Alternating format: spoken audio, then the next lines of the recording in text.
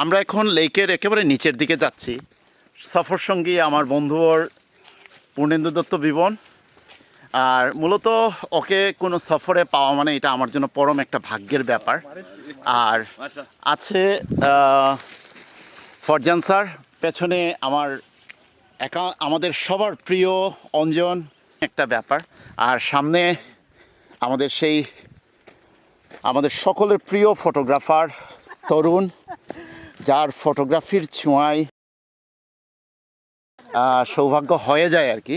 এটা আমার জন্য আসলে পরম প্রাপ্তি। আর ঈদের ছুটি থাকার কারণে তরুণের এই জায়গায় আসা, বাড়িতে আসা, আর সেই সুবাদে তরুণের যদিও এটা দ্বিতীয়বার আসা এই জায়গায়। আর এই জায়গাটা ভাবলাম আজকে চলে আসি, আজকে যেহেতু শুক্রবার আছে ভাবলাম সবাই নিয়ে একটু বেরুলে ভালো লাগবে, সেই হিসেব থেকে আজকে বেরুলাম। এবং এই জায়গার ভিউটা একটু দেখাই আপনাদের।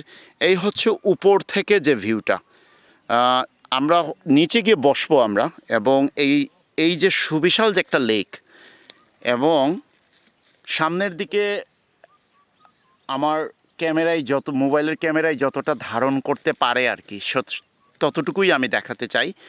এবং একটু আগে এখানে অনেকগুলো বানর ছিল, যে বানররা নিজেদের মতো খেলাধুলা করছিল, কেউ কেউ উপর থেকে ঝাঁপ দিচ্ছিল। সত্যি একটা অসাধারণ একটা মুহূর্ত ছিল।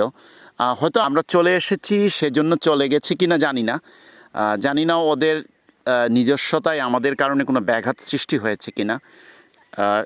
যদি হয়ে থাকে দায়টা নিতে হবে আর কি।